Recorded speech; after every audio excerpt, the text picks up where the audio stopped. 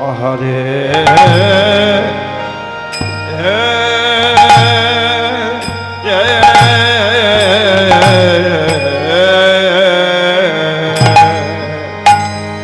আমার গোরা তোরা ছাড়ে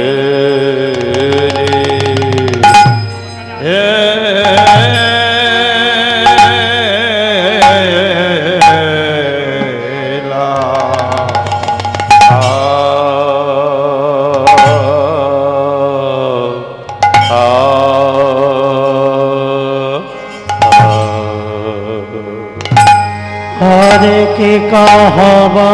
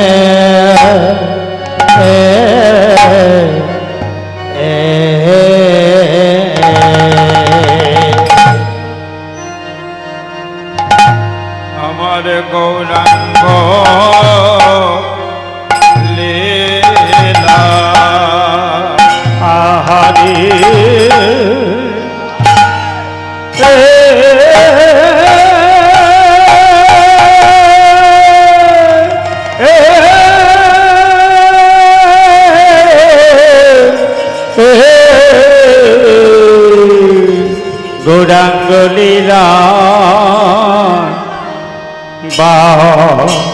आहाला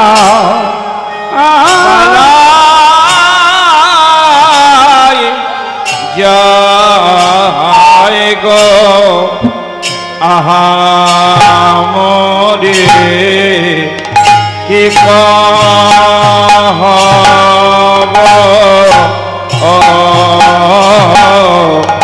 एक मुखे मोरे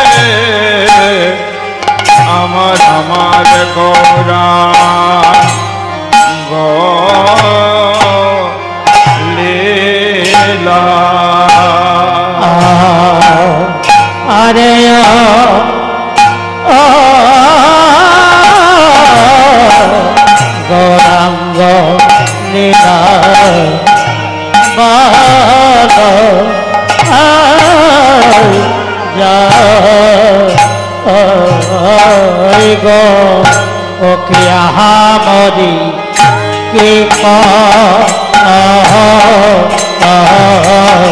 के कहबे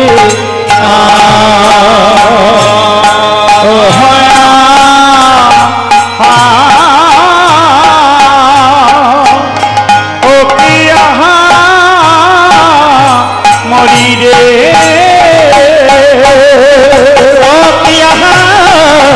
मोरी रे कहब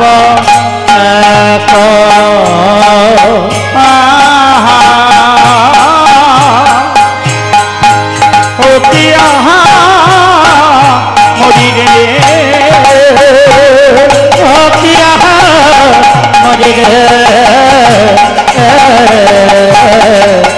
কে কহব এক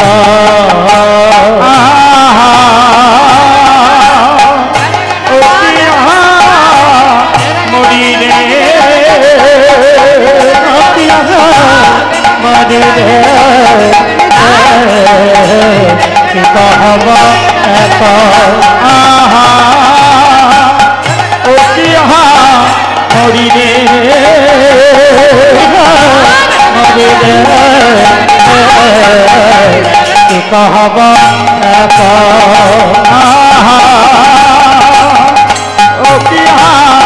মরিলে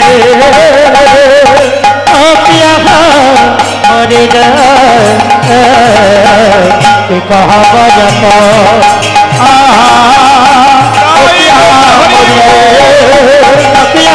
মরিলে কে কহব যত মরিলে মরিলে কে কহব এক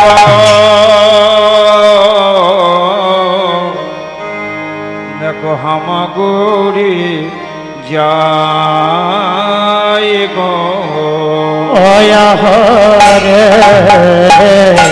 ইহা মরি মরি আহারে আহা মরি মরি আহারে আহা মরি মরি আহারে আহা মরে রে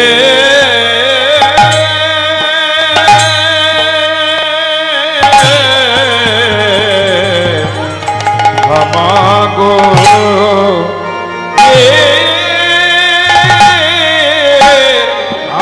হামাগুনি যা আহায় গো আজ সখী দয়া আঙ্গিনা মাঝে কি শোভা আলায় যাই গো সচিরয়া দিনার মাঝে কি বাসবার বালায় যাইবা সতেরয়া বিনা মাঝে কি বাসবার আলায় যাই গো সচিরয়া দিনার মাঝে কি বাসবার বালায় যাইবা সতেরয়া বিনা মাঝে হামাগুড়ি যায় গো দেখো হামাগুড়ি যায় না আমার করা হামাগুড়ি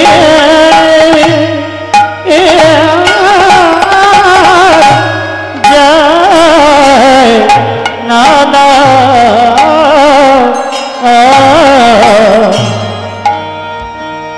হামাগুড়ি যায় না দেখো দেখো হামাগুড়ি হামাগুড়ি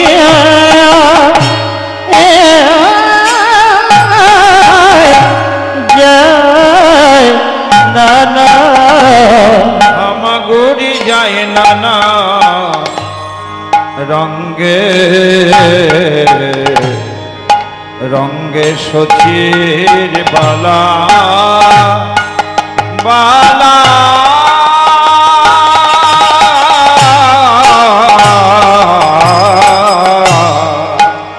হামাগুড়ি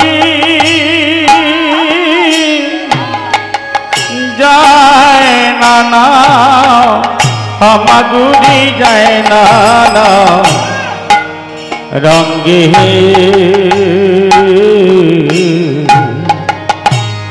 রঙ্গে সচি বালা বালা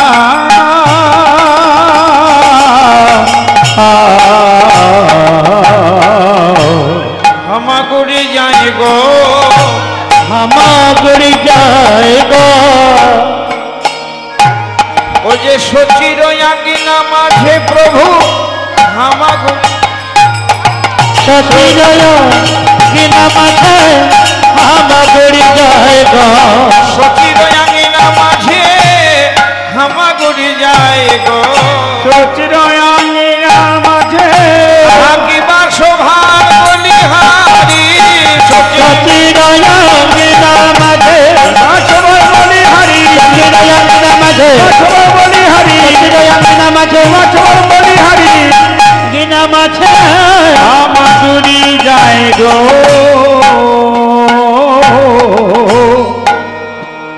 নানা রঙে সচির বালা সচির বালা আরে হামাগুড়ি যায় না না না না রঙে সচি বালা সচির বালা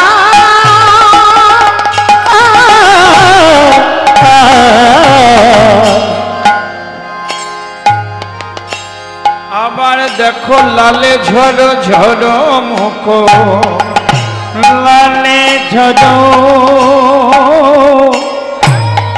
ঝড় মুখ লালে ঝড় ঝড় মুখ ঝরমুখ লালে ঝড় ঝড় মুখ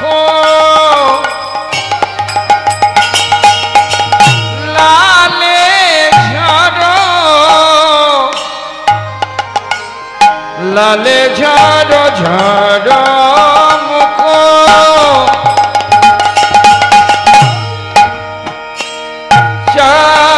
চাঁদ মুখ কিবা সোহারে সচির আঙ্গিনা মাঝে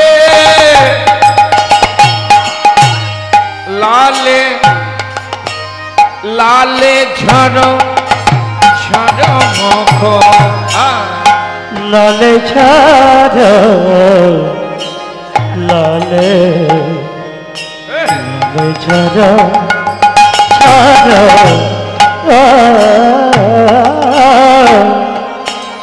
লালে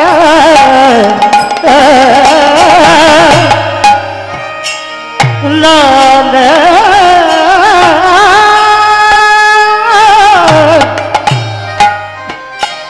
লালে ছাড়া ছাড়া ছাড়া ঝড় মুখ ছাড়া লালে ছাড়া ছাড়া মাখা লালে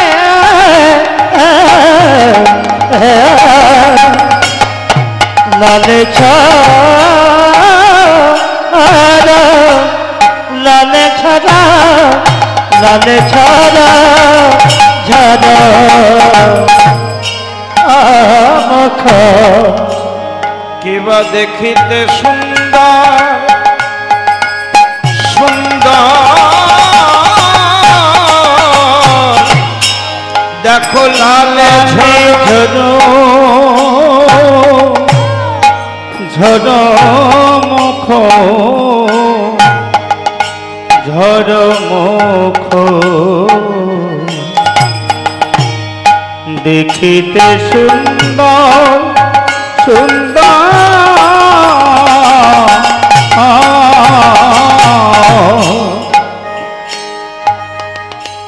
তুলনা হয় না তুলনা হয় না কিবা অপরূপ সুন্দর তুলনা হয় না কিবা অপরূপ সুন্দর তুলনা হয় না তুলনা হয় না তুলনা হয় না তুলনা হয় না তুলনা হয় না কিসে দিব তুলনা, তুলনা হয় না। কিসে দিব তুলনা, তুলনা হয় না। তুলনা তুলনা তুলনা তুলনা তুলনায় আর তুলনা, তুলনায় আর তুলনা, যার তুলনা মিলে না, তুলনায় আর তুলনা। যার তুলনা মিলে না, কিসে দিব তুলনা, তুলনা মিলে না, তুলনা তুলনা, যার তুলনা মিলে না, তুলনায় আর তুলনা। যার তুলনা মিলে না, আমি কিসে দিব তার তুলনা, যার তুলনা মিলে না, কিসে দিব তার তুলনা মিলে না, কিসে দিব তার তুলনা, তুলনা মিলে না, কিসে দিব তার তুলনা, তুলনা মিলে না, তুলনা তুলনা। কিবা দেখিতে সুন্দর সুন্দর, লালে ঝাড়ো লালে ঝড়ো ঝড়ো মুখ, ঝড়ো মুখ, দেখিতে সুন্দর সুন্দর,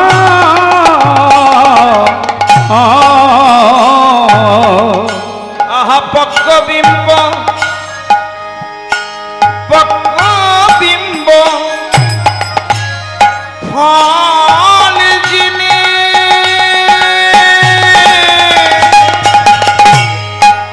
সুরঙ্গ অধর, অধর পক্ক বিম্ব, পকবিম্ব ফল জেনে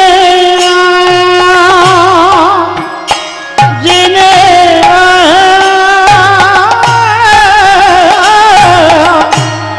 সুরঙ্গ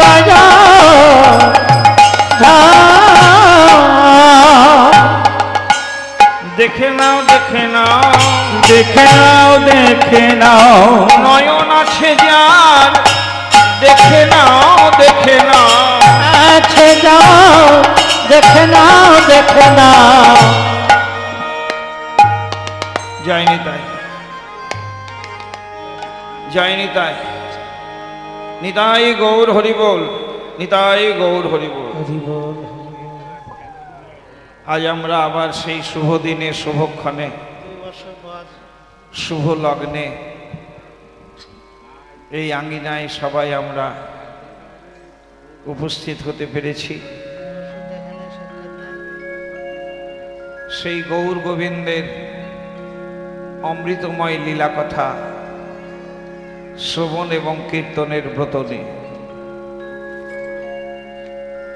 তাই আজকে আমাদের বলতেই হয় আজকে শুভ দিন। কি বাবা, ভগবত প্রসঙ্গ শ্রবণ কীর্তনের যেদিন যখন যে সময় আমাদের সুযোগ হয় সেই দিনই শুভ দিন। নিতাই গৌর হরিবোল, হরি বল হরি বল। ভাগবত বলেছে মেঘাচ্ছন্ন দিন নহে কহু দুর্দিন, মেঘাচ্ছন্ন দিন নহে কবু দুর্দিন, কৃষ্ণ কথা বিহীন যেদিন সেই দিনই দুর্দিন। ভক্ত বা বৈষ্ণবদের কাছে মেঘাচ্ছন্ন দিন দুর্দিন নয়, সেটা সাধারণের কাছে হতে পারে, কিন্তু কৃষ্ণ ভক্ত বৈষ্ণবদের কাছে সেই দিনটাই দুর্দিন বলে বোধ হয়, যেদিন কৃষ্ণ কথা বলা বা শোনার সৌভাগ্য হয় না। তাহলে আমাদের এই 2 বছর সত্যি খুব দুর্দিন গিয়েছে। হ্যাঁ, কি গো মা, দুর্দিন বাবরে, কে যেমন তেমন দুর্দিন নয়। হরি নাম শোনা বলা তো দূরের কথা, হরি ভক্তজনার সাথে যে সামনে একটু দেখা করা সেটাও বারণ। নিষেধ। ঘর মধ্যে বন্দী হয়ে আর কতদিন থাকা যায়? কি দুর্দিন গিয়েছে। আপনারা তো শোনেন আর আমরা গাই। আপনারা বছরে কতগুলো অনুষ্ঠান শোনেন? 2, 4, 10টা, 20টা। আর আমরা 100 থেকে 150টা অনুষ্ঠান করি বছরে। তাহলে আমাদের কি দিন গিয়েছে এটা অনুভব করুন।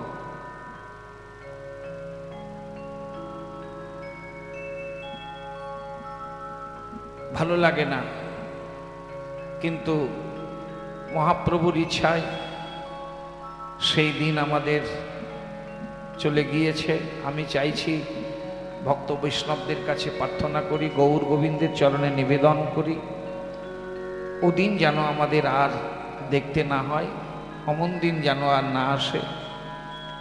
স্বাভাবিক তো হয়েছে, আরও যেন স্বাভাবিক হয়, এটাই গৌর গোবিন্দের চরণে প্রার্থনা করি। আসুন সবাই মিলে একটু তার নামে জয়ধ্বনি উলুধ্বনি করি। নিতাই গৌর হরি বল, হরি বল, হরি বল। নিতাই গৌর হরি বল।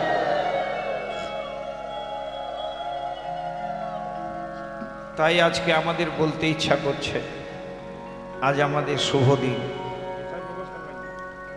গৌর গোবিন্দের কথা শোনা বা বলার দুই সুযোগ এসেছে, সময় মিলেছে। আর একটা কথা কি জানেন গো মা? ভগবানের কথা শুনবার জন্য ব্রতী হয়েছিলেন মহারাজ পরীক্ষিত।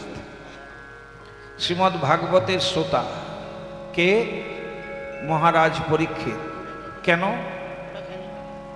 তিনি ভাগবতের শ্রোতা হলেন? কেন ভাগবতীয় কথা শুনবার জন্য ব্রতী হলেন? কেন? তার একটাই কারণ, মহারাজ পরীক্ষিতের অভিশপ্ত জীবন। ঋষিপুত্র তাকে অভিশাপ করেছে 7 দিনের মধ্যে তার মরণ অনিবার্য, কেউ রোধ করতে পারবে না। এই অভিশপ্ত জীবন তার কি করা উচিত? এর জন্য রাজা স্বয়ং বিভ্রান্ত হয়ে পড়লেন, উন্মাদ পাগল হয়ে গেলেন। মাত্র 7 দিন আমার সময়, কি করব আমি? সমস্ত জ্ঞানীগুণী পণ্ডিত মহলে গিয়ে মহারাজ পরীক্ষিত হাত জোড় করে জানতে চাইলেন, দয়া করে বলে দিন আমি কি করব, কি করণীয় আমার, কি করলে আমার এই মনুষ্য জনম সার্থক বা ধন্য হবে, দয়া করে আপনারা বলে দিন। সমস্ত পণ্ডিতগণ, বিজ্ঞজন পণ্ডিতগণ, তারা সবাই একই বাক্যে তাকে একটাই উপদেশ করলেন যে মহারাজ আপনার আর কিছু করণীয় নাই, আপনি কায় মনোবাক্যে কেবল আর কিছু নয়, ভগবানের কথা শ্রবণ করুন, ভাগবতীয় কথা শ্রবণ করুন।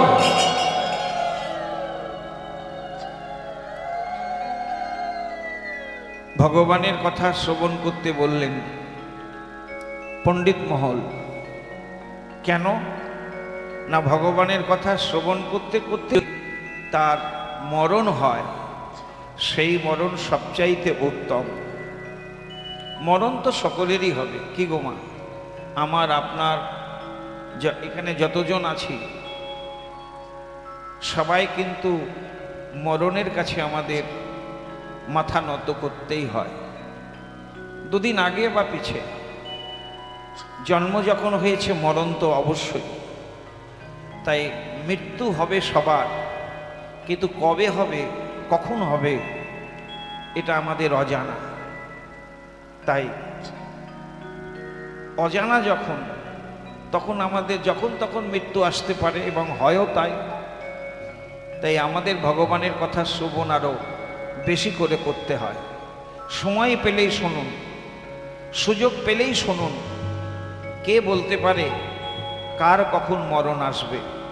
তাই ভগবানের কথা শ্রবণ করে, কীর্তন করে বা স্মরণ করে যদি কাহারও মরণ হয়, তাহলে সেই মরণ হলো উত্তম। কেন এই উত্তম বলছেন? আমাদের ভাগবত শাস্ত্র বলছে, মৃত্যুকালে যদি কেউ শ্রী হরিকে স্মরণ করে, কীর্তন করে, বা শ্রীহরি নাম যদি কর্ণে শ্রবণ করে মরণ হয়, তাহলে পরজন্মে তার আত্মাটা কৃষ্ণ ভজন উপযোগী একটা মানুষ করলে তার জন্ম হবে, ইহাতে কোনো সন্দেহ নাই। নিতাই গৌর হরি বল। হরি বল, হরি বল। আমাদের তো আত্মার মৃত্যু নাই, দেহের মরণ আছে, কিন্তু আত্মা তার অবিনশ্বর, বিনাশ নাই, ধ্বংস নাই। যা আগুনেও পড়ে না, বাতাসেও শুকায় না, অস্ত্রে শস্ত্রে কাটা যায় না, ছিল, আছে, থাকবে, নিত্য শাশ্বত আত্মা। প্রতিটি জীবের মধ্যে তিনি বিরাজ করছেন। তবে আত্মার গতিটা হয় কখন? এই যে আমরা বলি না, আত্মার শান্তি হোক, সদ্গতি হোক। শান্তি বা সদ্গতি কার নাম? কিসে হয়? আত্মার শান্তি হোক, সদ্গতি হোক কিসে? না, আত্মা যতদিন দেহ পায় না ততদিন তার সদ্গতি হয় না। তবে যেমন তেমন দেহ পেলেই সদ্গতি নয়। কৃষ্ণ ভজনোপযোগী, কৃষ্ণ ভজনযোগ্য এমন মানুষকুলে যদি তার জন্ম হয়, দেহটা যদি পায়, সেই দেহ কোন দেহ? কৃষ্ণ ভজন উপযোগী দেহ। এই আত্মা যদি যতক্ষণ মানুষের দেহ না লাভ করতে পারে ততক্ষণ তার সদ্গতি নয়। তাই আত্মা সর্বদা আমাদের চায় যে মরণ হোক, জন্ম হয়েছে, মরণ তো হবেই, কিন্তু আবার যদি আসতে হয় এই আত্মাটা যেন একটা মানুষের দেহ পায়। এটাই আমাদের কাম্য বা এটাই আমাদের কামনা বাসনা।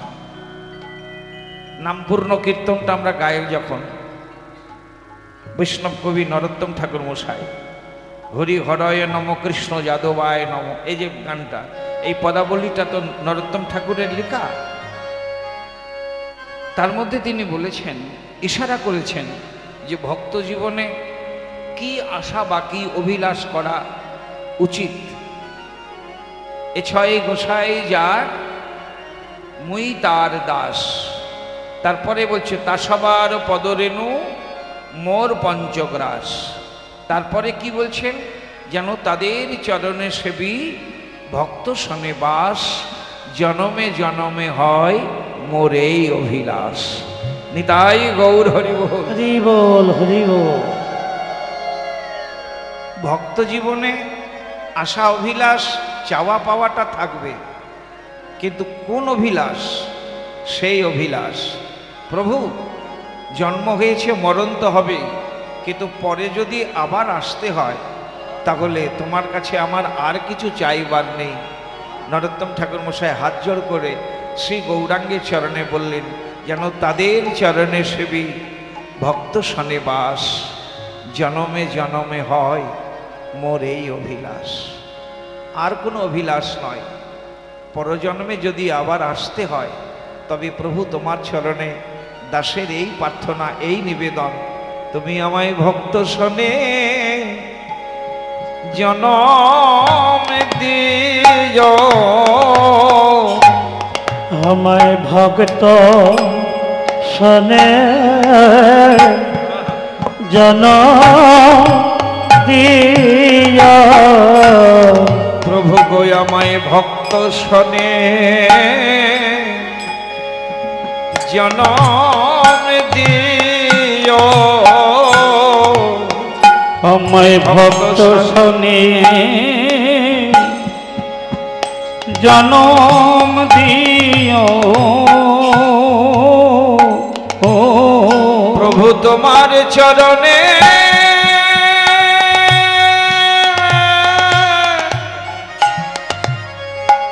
চরণে দাসের এই নিবেদন, আমায় ভক্ত শোনে জনম দিও। প্রভু গো তোমার চরণে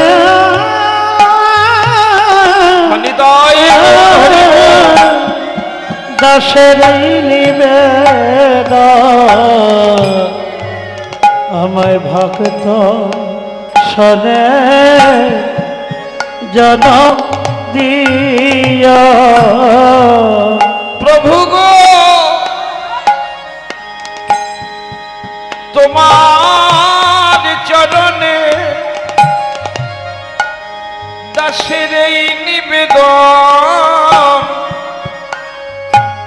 শুধুই আমার এক জন্মে নয়, প্রতি জন্মে জন্মে প্রভু তোমার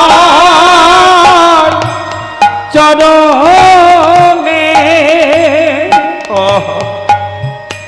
নিবেদন, শুধুই আমার এক জন্মে নয়, প্রতি জন্মে জন্মে তোমার চরণে দাসের নিবেদন, শুধু এক জন্মে নয়, প্রতি জন্মে জন্মে প্রভু গো তোমার চরণে দাসের নিবেদন, শুধু এক জন্মে নয়, প্রতি জন্মে জন্মে প্রভু গো তোমার চরণে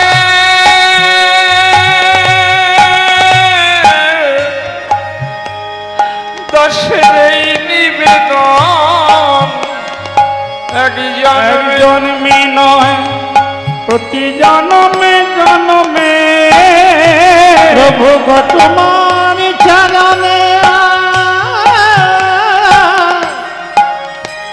দাসের নিবেদন, শুধু এক জন্মে নয়, হৃদয় জন্মে জন্মে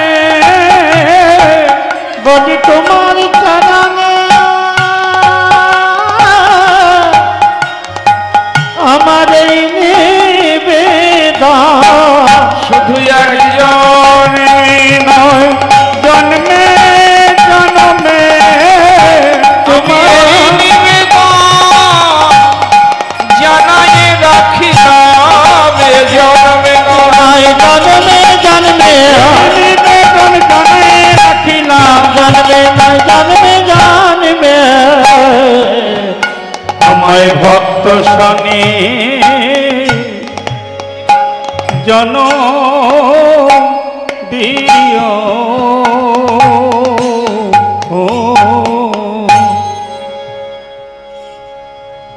ভক্ত শনে জনম। কেন? এই যে ভক্তিমতী মায়েরা, আমার ঠাকুরদা একজন ভাগবত পাঠক ছিলেন। তো না কোনো এক জায়গায় ভাগবত পাঠের মধ্যে আমার ঠাকুরদা বলেছিলেন, চন্দনের বাগানে নাকি আগাছা হওয়াও ভালো। কথাটা কেমন? আদৌ চন্দন নয়, কিন্তু চন্দনের বাগানে জন্ম হয়েছে। সে চন্দনের গাছের সঙ্গে সেও ধীরে ধীরে বাড়ে। তারপরে সরকারিভাবে যেদিন চন্দনের বাগান কাটা হয়, নির্দেশ হয়, সে চন্দন নয় বলে ও বাদ পড়ে না, ও আগাছা হয়েও কাটা পড়ে। তাতে লাভ কি? আদৌ চন্দন নয়, কিন্তু চন্দনের কাঠের সঙ্গে মিলেমিশে চন্দনের সমদরেই বাজারে বিক্রি হয়ে গেল। আদৌ চন্দন নয়, কিন্তু চন্দনের বাগানে জন্ম হয়েছিল। এটাই হলো সবচাইতে বড় পাওয়া। ভক্ত আপনি হন বা না হন, কিন্তু ভক্ত সমাজে যদি আপনার জন্ম হয়, তবে জানবেন ভক্ত সঙ্গগুণে শেষের দিনে আপনি তোরে যাবেন, তোরে যাবেই যাবেই, তোরে যাবে। হরি বল হরি বল হরি বল। ক্ষণমীয় সজ্জনী সঙ্গতি রেখা। শাস্ত্র বলছে ক্ষণেকের সময়ের জন্য যদি কেউ সজ্জনের সঙ্গ করে, সাধু সঙ্গ করে, মহজ্জনার সঙ্গ করে, বেশি দিন নয়, অল্প সময়ের জন্য, বলছে ক্ষণমীয়, ক্ষণেকের জন্য, ক্ষণমীয় সজ্জনী সঙ্গতি রেখা ভবতি ভবার নবে তরণ নৌকা। ভবতী ভবার নবে তরণ নৌকা। ভবার নব বলতে ভবসাগর। সেই ভবসাগর পার হবার জন্য এই সাধু সঙ্গটাই নাকি সেদিন নৌকা হয়ে যায়। এই নৌকাতে করেই সাধু জন কি করে না ভবসাগর পার হয়ে যায়। তাই অল্প সময়ের জন্য সৎসঙ্গ করলে সেটা যদি ভবসাগরের নৌকা হয়, তাহলে বহুকাল যদি কেউ সৎসঙ্গ করে তাহলে তো তার ভবপারের আর কোনো ভয়ই থাকবে না। অতএব মহতের সঙ্গ কি গো মা, সৎসঙ্গ সাধু সঙ্গ সর্বশাস্ত্রে কয়। সাধু সঙ্গ করুন, এটা জেনে রাখবেন। এখনো উন্নত বিজ্ঞানের যুগে একটা মানুষের চরিত্র ভালো করবার জন্য কোনো ট্যাবলেট বা কোনো ক্যাপসুল বা কোনো ইঞ্জেকশন এখনো বেরোয়নি। ডাক্তারবাবুর কাছে গিয়ে যদি বলা যায় যে এই লোকটার চরিত্র খারাপ, একটা ভালো ইঞ্জেকশন দিয়ে দেন তো ডাক্তারবাবু, এই যেন চরিত্রটা ভালো হয়, ডাক্তারবাবু বলছেন এখনো আবিষ্কার হয়নি। যে সেই লোকটার চরিত্র ভালো হতে পারে, সজ্জন হতে পারে, সাধুজন হতে পারে, সে যদি সৎসঙ্গ করে। সৎসঙ্গের এমনই মহিমা, একজন চৌর্যবৃত্তি স্বভাবের মানুষও সে মহৎ হয়ে যায়। অতএব সাধু সঙ্গটাই আমাদের সবচাইতে বড় পাওয়া বা চাওয়া, বুঝেছেন? এটাই বলেছেন নরোত্তম ঠাকুর মশাই, তাদের চরণে সেবী ভক্ত শনে বাস, জনমে জনমে হয় মোর এই অভিলাষ। তবে একটা কথা বলতে হয় গো, সেটা হলো স্বর্গ কোথায় আর নরক কোথায়? এখানেই স্বর্গ, এখানেই নরক। তাকিয়ে দেখুন, এখানে কেউ স্বর্গ সুখ লাভ করছেন, আবার কেউ নরক যন্ত্রণা ভোগ করছেন। স্বর্গ আর নরক আলাদা কোথাও নয় গো, এখানেই। তবে যার যেমন কর্ম তার তেমনি ভাগ্য, ভবিতব্য ভোগ। সুখ ভোগ করছে কেন? ও কর্ম ভালো করেছিল। নইলে আমিও মানুষ, সেও মানুষ। সে কেন এসি ঘরে ঘুমোবে আর আমি গরমে ছটফট করব? বলছে সে কর্ম করেছিল, তাই সে স্বর্গ সুখ উপলব্ধি করছে বা লাভ করছে। তুমি নরক যন্ত্রণা ভোগ করছো কেন? না তোমার কর্ম সেই রকমই। তা যার যেমন কর্ম ভবিতব্য ভাগ্য, এটাকে মেনে নিতে হবে। এর বেশি চাইলে পাওয়াও যাবে না আর ভগবানও দেবেন না। হ্যাঁ, আমার এক বন্ধু বলতেন, জানিস, মানুষের জীবনযাত্রাটা হলো সিনেমা রিলের মতো। কোনো এক জায়গায় একটা মেয়ে ছেলে তারকেশ্বর যাচ্ছে কাঁধে মাক নিয়ে, পর্দাতে দেখানো হচ্ছে, কিন্তু ওই মেয়ে ছেলেকে যদি বলা হয় মাকটা ফেলে দাও, ও কি পর্দাতে ফেলবেন? বলে না, ওই যে উঠে গিয়েছে, কাঁধে মাক নিয়ে যাওয়া, কোনো জায়গায় গিয়েছিল, সেটাই তো উঠে গিয়েছে, সেটা পর্দাতে। এই সংসারটা হলো পর্দা, বুঝেছেন? আমাদের ভাগ্য ভবিতব্য রিলে যেটা উঠে গিয়েছে সেটাই সংসার পর্দাতে প্রতিফলিত হচ্ছে। এর বেশি চাইলে মিলবে না, আর চাইলেও পাওয়া যাবে। অতএব কর্মফল কি গো মা, যার যেমন কর্ম তার তেমনি জন্ম, তাই না? আরে বাবা, সোনার চামচ নিয়ে সবাই জন্মায় নাকি? ধনীর ঘরের দোলাল কার হয়? আমি আপনি হব? তারাই হতে পারে যাদের কর্ম ভালো। অতএব কর্ম করে যাও, তাহলে তোমার পরজন্মে তোমার সুখ হবে। এই জন্য আমার গুরুদেব একটা শ্লোক বলেছিলেন, রাজপুত্র চিরঞ্জীব মা জীব ঋষি পুত্র। এক সাধু রাজপুত্র প্রণাম করেছে, তা রাজপুত্রকে বলছে চিরদিন বেঁচে থাকো, অনেক দিন দীর্ঘায়ু লাভ করো। আর একজন ঋষিপুত্র গিয়ে প্রণাম করেছে, তা ঋষিপুত্রকে সেই সাধুজন আশীর্বাদ করে বলছেন তোমার এখনই মরণ হোক। ব্যাপারটা কি? রাজার ছেলেকে বললেন অনেক দিন বেঁচে থাকো, আর ঋষি ছেলে সে প্রণাম করে বললে তোমার এখনই মরণ হোক। মা জীব ঋষিপুত্র, ঋষিপুত্রকে বলছে তোমার এ জন্ম দুঃখ, কিন্তু পরজন্মে তোমার জন্য অনেক সুখ। আর রাজার পুত্রর এ জন্মেই সুখ, কিন্তু পরজন্মে মহা দুঃখ। তাই বলছে রাজার পুত্রকে তুমি অনেক দিন বেঁচে থাকো, তাহলে তুমি সুখ ভোগ করবে।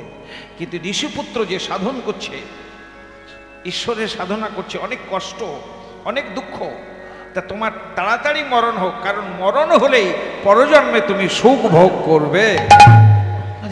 এটা তো কেউ বলে না। তাই রাজার ছেলেকে এই আশীর্বাদ করলেন, আর ঋষির ছেলেকে এই অভিশাপ করলেন, তোমার এখনই মরণ হোক। বললেন না, এটা বুঝতে হবে কেন সাধুজন এমনটি আশীর্বাদ করলেন। তাই বলি গো মা, যার যেমন কর্ম তার তেমনি জন্ম। অতএব আমাদের সকলের যেন ওই চাওয়া পাওয়াটা যেন ঠিক থাকে। তবে এ কথা ঠিক, আর একবারও বলছি যে শ্রীহরি স্মরণ করে বা কীর্তন করে বা শ্রবণ করে, তার নাম স্মরণ মনন কীর্তন করে যদি কারো মরণ হয়, তাহলে ধনীর ঘরে জন্ম হোক না হোক, তবে এটা অবধারিত যে একবার তার মানুষ কুলে জন্ম হবেই হবেই হবেই হবেই, অবধারিত। তাহলে আমরা তো কি গো মা, গরু ছাগল হব না কুকুর বিড়াল হব এর পরজন্মে? নিশ্চয়ই তা নয়। সকলেরই একটাই যেন অভিলাষ, আবার যেন ফিরে মানুষ কুলে জন্ম হয়ে মানুষের কর্ম করতে পারি। এটাই হলো মানুষের চাওয়া পাওয়া। চণ্ডীদাস বললেন না, শোনো রে মানুষ ভাই, সবার উপরে মানুষ সত্য, তাহার উপরে নাই।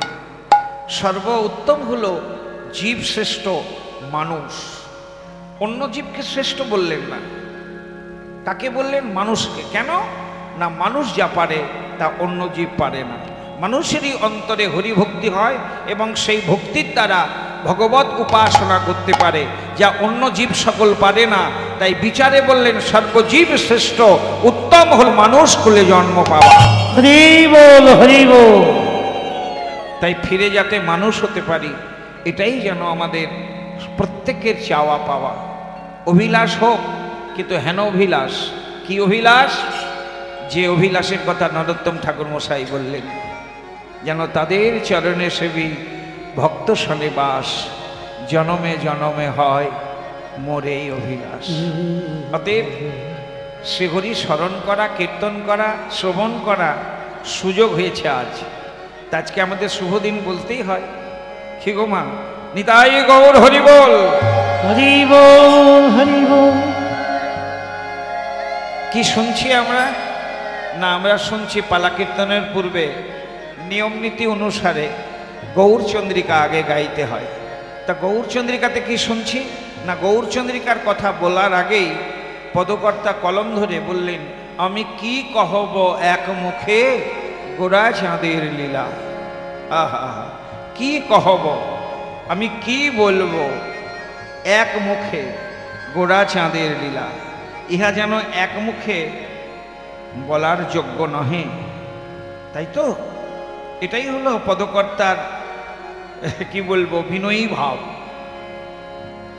বৈষ্ণব কাকে বলে? যদি তার মধ্যে বিনয়ী স্বভাব না থাকে। কি বাবা? বৈষ্ণব সর্বদা বিনয়ী হতে হয়, একটু নম্র স্বভাবের। তৃণাদপি শুনিছেন তরিব সহিষ্ণু না, মানে বৈষ্ণবকে হতে গেলে তৃণ হইতেও শুনিছ, নিচু। কি গো মা? তৃণ বলতে ঘাস, ঘাসের মাথার উপরে পা তুলে দিলে তৎক্ষণাৎ ঘাস মাথা নিচু করবে। আপনি পা তুলে নিয়ে চলে গেলে সে ঘাস আবার মাথা উঁচু করবে, তাহলে ঘাসের নিচু মাথা উঁচু হয়। আর বৈষ্ণবকে হতে হবে তৃণ হইতেও শুনিছ, মানে ঘাসের চাইতেও আরও নিচু হতে হবে, তবে তো তিনি বৈষ্ণব। তাই বিনম্র স্বভাবে পদকর্তা আগেই বললেন, আমি কি কহব এক মুখে গোরা চাঁদের লীলা। আমি কহব এক মুখে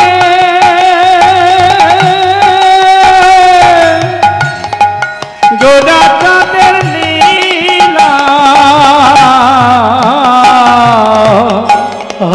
কি কহব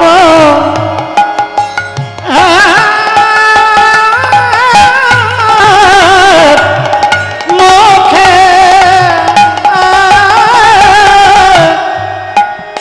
আমার গোরা চাঁদা লীলা কি কহব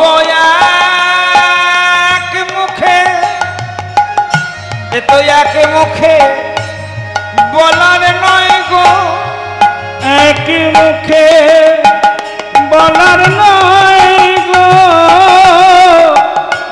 আমার অপার গো রঙ্গের লীলা, এ তো এক মুখে বলার নয় গো, আমার পার রঙ্গ নীল এক মুখে বলার নয় গো, সেই অপার গো রঙ্গের লীলা, আহা যাই রে লীলার বলিহারি, আমার রঙ্গ নীল লীলার বলিহারি, আমার রঙ্গ নীল এক মুখে বলার নয় গো।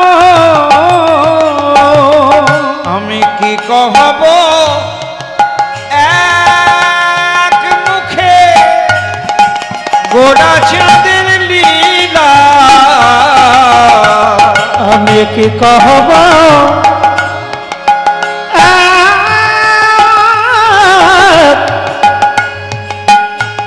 মুখে গোরা চাঁদের লীলা,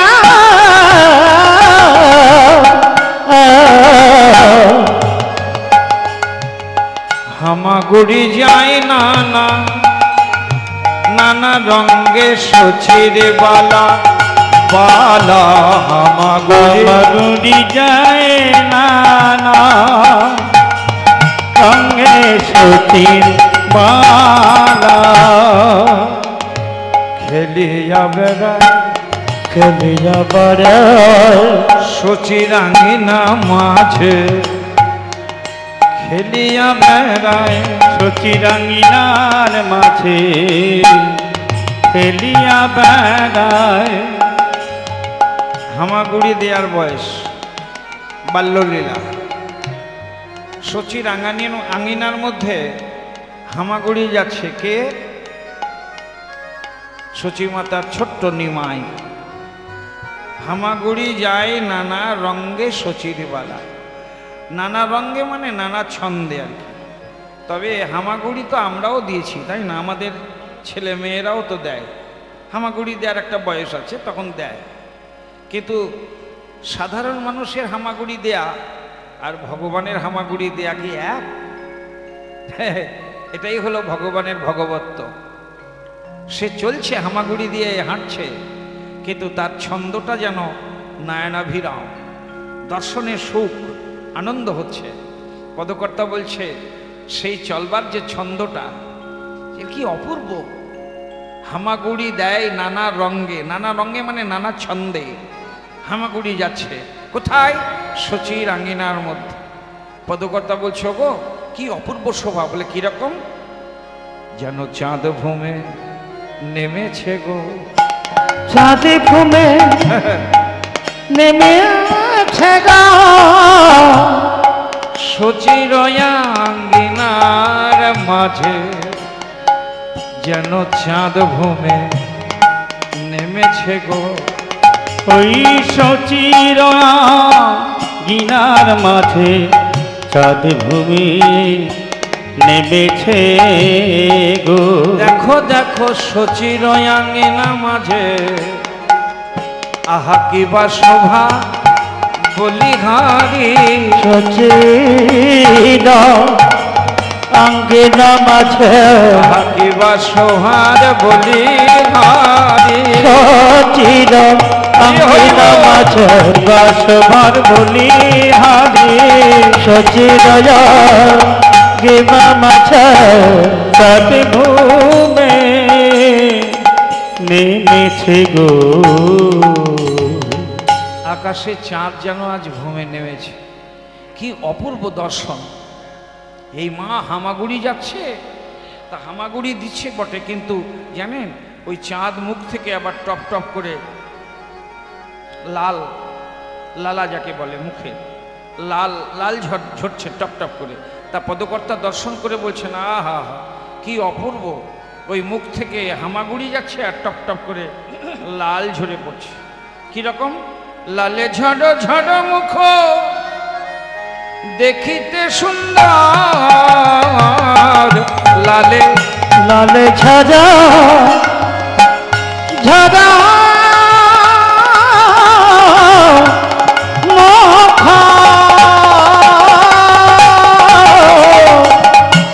দেখিতে সুন্দর।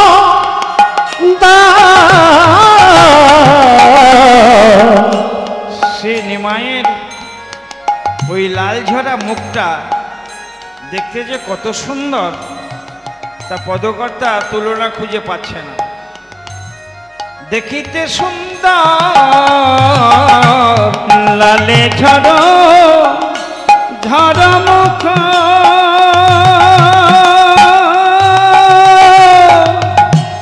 দেখিতে সুন্দর। কেমন সুন্দর লাল ঝরা মুখটা, পদকর্তা একটু বলবার চেষ্টা করেছেন। পক্ক বিম্ব ফল যিনি, পক্ক বিম্ব ফল, পরিপক্ক বিম্ব ফল, যিনি মানে জিতেছে।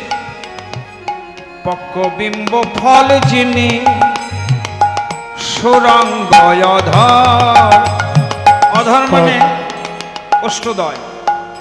শ্রী গৌরাঙ্গের যে ঠোঁট দুটো কেমন না পরিপক্ক বিম্ব ফলের সৌন্দর্য জয় করা। এখন বিম্ব ফল বলতে আমরা বুঝি কিছু? বুঝলেন আপনারা? বুঝলেন? তাহলে এখন আপনাদের বুঝাতে হবে।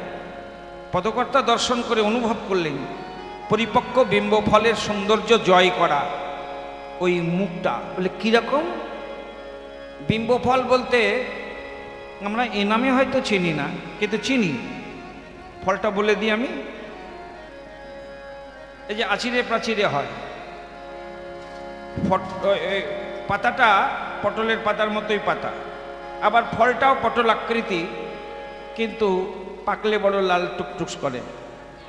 কি এই দেখো, এতক্ষণে পরিচিত নামটা আমরা পেলাম, ও নামেই আমরা চিনি, তাই না? তেলাকুচো। তো তেলাকুচোর ফল আপনারা দেখেছেন? হাতে নিয়ে দেখবেন, যখন একেবারে পরিপুষ্ট হয়ে পরিপক্ক হয়, একেবারে লাল হয়ে যায়, হাতে নিয়ে দেখবেন কত সুন্দর। তা পদকর্তা যেন তুলনা খুঁজে পাচ্ছে না, বলছে গৌরাঙ্গের ঠোঁট দুটো কেমন না পরিপক্ক বিম্ব ফলের সৌন্দর্য জয় করা। ফলের সঙ্গে তুলনা করছে না, বলছে ওই ফলের যে সুন্দরতা, যে সৌন্দর্য, তাকেও আপনারা তো ঠোঁট লাল করেন, করেন না? মানে কি? হ্যাঁ, মায়েরা তো করে, স্বাভাবিক। এই জন্য এরকম প্রসাধন দিয়ে আপনারা সাজেন, যখন সাজের পরে ঠোঁটটা লাল না করলে যেন ভালো লাগে না, তাই না? তা আপনারা তো কৃত্রিম একটা রং টং দেন, লিপস্টিক রং দিয়ে কিছুক্ষণের জন্য লাল করলেন, কিন্তু ওটা কীরকম না কৃত্রিম উপায়ে কিছুক্ষণের জন্য, কিন্তু বরাবর লাল থাকে না। আর এটা একেবারে স্বাভাবিক প্রকৃতির নিয়মে এত লাল, এত সুন্দর। পদকর্তা বলছেন পক্কবিম্ব ফল যিনি সুরঙ্গ অধর, তাই গৌর হরি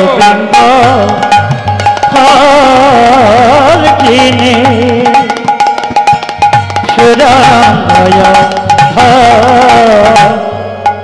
সেই রাঙা মুখ দিয়ে, ঠোঁট দিয়ে টপ টপ করে লাল, এই রে এই লাল ঝরা মুখ দেখে দুজনের মধ্যে গন্ডগোল লেগে গিয়েছে। এই যে মা, ঝগড়া লেগে গিয়েছে। কে ঝগড়া করছে জানেন? দুজন। কারা দুজন? না চকর ভ্রমর লাগল দ্বন্দ্ব, চকর ভ্রমর লাগল দ্বন্দ্ব। চকর আর ভ্রমর দুজনার দ্বন্দ্ব, ঝগড়া লেগেছে। ঝগড়াটার কারণটা কি? না কেহ বলে কমল, কেহ বলে চন্দ্র, কেহ বলে কমল কেহ বলে চন্দ্র। শ্রী গৌরাঙ্গের ওই লাল ঝরা মুখটা দেখে এদিকে চকর আর ভ্রমর দুজনা ঝগড়া লেগে গিয়েছে। ঝগড়া লাগার কারণটা কি, বিষয়টা কি? এমনি এমনি তার ঝগড়া হয় না। তা কি ব্যাপার গো, কি জন্য ঝগড়াটা হয়েছে, কি জন্য? না কেহ বলে কমল কেহ বলে চন্দ্র। কেহ বলে কমল কেহ বলে চন্দ্র। চকর বলছে ওটা চাঁদ, চাঁদ থেকে টপ টপ করে সুধা ঝরে পড়ছে, অতএব চকর বলছেন আমি সুধা পান করব। আর ভ্রমর বলছেন না, কে বললো ওটা চাঁদ? ওটা স্বর্ণ পদ্ম ফুল। কমল মানে পদ্ম, প্রস্ফুটিত স্বর্ণ কমল, ওর থেকে মধু ঝরে পড়ছে, আমি পান করব। নে বাবা, একজন বলছে পদ্ম মধু ঝরছে, আর একজন বলছে না ওটা চাঁদ সুধা ঝরছে। চকর ভ্রমর লাগল দ্বন্দ্ব, কেহ বলে কমল কেহ বলে চন্দ্র। এই দুজনার চলছে তুমুল ঝগড়া। না ওটা চাঁদ, ও বলছে না ওটা পদ্ম। আচ্ছা, দুজনার যদি ঝগড়া হয় তো তৃতীয় একজন টাকার দরকার, আসা দরকার। এই ভাই কি হয়েছে, কি হয়েছে, কি নিয়ে ঝামেলা হয়েছে, এই যে ব্যাপারটা কি বলো। তখন দুজনাই বলছে ওই তৃতীয় ব্যক্তির কাছে। তৃতীয় ব্যক্তি শুনে বলছে ও, বলছে হ্যাঁ ওই গৌরাঙ্গের মুখ দেখে, যে বাল্যক নিমাই সচিমাতার আঙ্গিনার মধ্যে হামাগুড়ি যাচ্ছে, তা মুখ থেকে লাল লাল ঝরছে, তা আমি বলছি ওটা পদ্ম ফুল মধু ঝরছে, আর এই বেচারি বলছে ওটা চাঁদ সুধা ঝরছে। তা আপনি দয়া করে বলুন, শ্রী গৌরাঙ্গের মুখখানা পূর্ণিমার চাঁদ না প্রস্ফুটিত স্বর্ণপদ্ম, সোনার পদ্ম ফুল না পূর্ণিমার চাঁদ? তৃতীয় ব্যক্তি শুনে আবার চোখ বড় বড় হয়ে গিয়েছে। রে বাবু, কি কথা বলছে, এখন কি বলি আমি? তা দুজনার কথাই তো সত্য, কারণ পূর্ণিমার চাঁদ বললেও এমন কিছু কম বলা হয় না, আবার সোনার পদ্ম ফুল বললেও এমন কিছু কম বলা হয় না। তা গৌরাঙ্গের মুখখানা তো কখনো মনে হয় পূর্ণিমার চাঁদ, কখনো মনে হয় প্রস্ফুটিত স্বর্ণকমল। তা দুজনের কথাই তো ঠিক, কাকে অসন্তুষ্ট করব, আমি কোনটা বলবো? কি দরকার বাবু, গণ্ডগোল দরকার নেই। এই যে হাত জোড় করে বললো ভাই তোমাদের যা সমস্যা আমি শুনে বুঝলাম, এ বিচার করার কোনো ক্ষমতা। শুনলে যে তুমি? বলে শুনলাম তো, কিন্তু শুনে তো আমিও মনে করছি যে দুটোই ঠিক। তো দুটো তো ঠিক হবে না, একটা ঠিক হবে। তা বাবা আমি পারবো না বলতে, যিনি তৈরি করেছেন তার কাছে যাও, কারণ যিনি তৈরি করেছেন নির্মাতা, তিনি ঠিক বলতে পারবে। কি বাবা, ওটা পূর্ণিমার চাঁদ না সোনার পদ্ম ফুল? যাও। তৈরি করেছেন কে? বলে বিধি। সবাইকে তৈরি করেছেন সৃষ্টিকর্তা, বিধাতা। বিধি জানেন তো? বিধি মানে ব্রহ্মা, ব্রহ্মার কাছে যাও। তা দোহে চলি গেল বিধাতার কাছে, দোহে চলি গেল বিধাতার কাছে, দহি চলি গেল বিধাতা পা রাধে। দহি চলি গেল বিধাতা পা। ওই যে দোহে চলি গেল বিধাতা পাশ, আবার দোহে চলি গেল বিধির পা। আহা বিধিতে দেখিয়া লাগিল ত্রাস, বিধি দেখিয়া লাগল ত্রাস। ও যে বিধিরে দেখিয়া লাগিল ত্রাস, বিধিরে দেখিয়া লাগল ত্রাস। এই যে মা দুজনাই চলে গেল। কোথায় চলে গেল জানেন? ব্রহ্মলোকে, ব্রহ্মার কাছে। জয় হোক ব্রহ্মদেবের, জয় হোক, জয় হোক। দুজনাই ব্রহ্মার নামে জয়ধ্বনি করে ব্রহ্মলোকে দাঁড়ালেন। ব্রহ্মাচ ধ্যানে ছিলেন। হঠাৎ করে চোকর আর ভ্রমরের জয়ধ্বনি শুনে চমকে উঠলেন। ব্যাপারটা কি? এই বাবা, এই ব্যাপারটা কি? কি ব্যাপার? হঠাৎ করে ব্রহ্মলোকে আগমন কেন? কি চাও? কি চাই? তোমাদের তো সাহস দেখে আমি অবাক হয়ে যাচ্ছি। দুজনেই চলে এসছো ব্রহ্মলোকে। ক্ষমা করবেন, আমরা এসেছি বড় বিপদে। বিপদে? তা বিপদে মধুসূদনের কাছে যাও, আমার কাছে? বলছে না, একটা গন্ডগোল। আবার কিসের? বলছে দয়া করে আপনি গড়েছেন, আপনি বলতে পারবেন, তাই আপনার কাছে আসা। বলে গন্ডগোল কি বাবু, আর গড়েছি কি সেটা বিষয়টা বলো তো। এই বাবু, বৃত্তান্তটা বলো কি?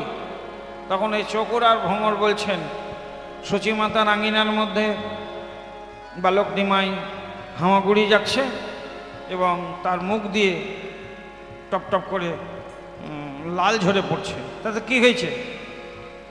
বালক সময় লালতেই পারে, কি গো পড়ে না? অনেক বাচ্চাদের পড়ে না, লাল পড়ে। এই জন্য মায়ের আবার লাল পোষ পরিয়ে দেয়।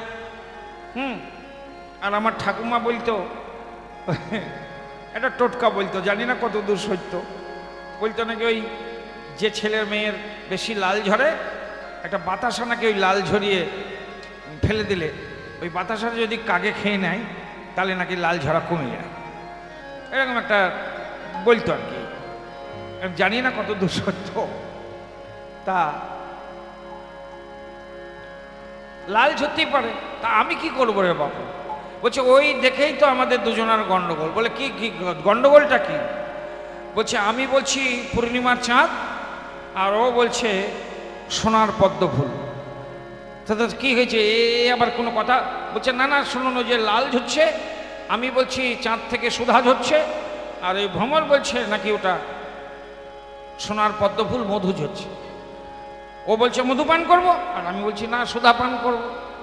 আমি বলছি পূর্ণিমার চাঁদ, আর ও বলছে সোনার পদ্ম ফুল। তো দয়া করে আপনি বলে দিন, ওটা সোনার পদ্ম ফুল না পূর্ণিমার চাঁদ? আপনি যেটা বলবেন আমরা সেটাই মেনে নেব, দয়া করে আপনি বলুন। রে বাবা, বিধাতাও চিন্তা করছে রে বাবু, এদের তো যে সমস্যা, যে গণ্ডগোল, এ তো মীমাংসা করা বড় বিপদ। কারণ এদের দুজনের কথাই সত্য। শ্রী গৌরাঙ্গের মুখখানা কখনো মনে হয় পূর্ণিমার চাঁদ, কখনো মনে হয় ওটা সোনার পদ্ম ফুল। তা আপত্তি তো নাই, দুটোই সত্য। কিন্তু কি বলি এখন? তা বিধাতা বলছে, শোনো বাবু, তোমরা যখন গন্ডগোল করে এত দূরে চলে এসছো, তখন শোনো, তোমরা দুজনাই গন্ডগোল করো না, আগে আমি একটা সীমানা করে দিই। মানে গন্ডগোল করলে না, সীমানাটা আগে করতে হয়। কি মা? এই যে জায়গা জমি নিয়ে গন্ডগোল হয়, হ্যাঁ, ভাইয়ে ভাইয়ে হয় কিংবা প্রতিবেশীতে হয়, তাহলে দাঁড়াও আগে মাপযোগ করে সীমানা করি। তা বিধাতা করিল সীমানা, তাকে বিধি করল উত্তম কাজ।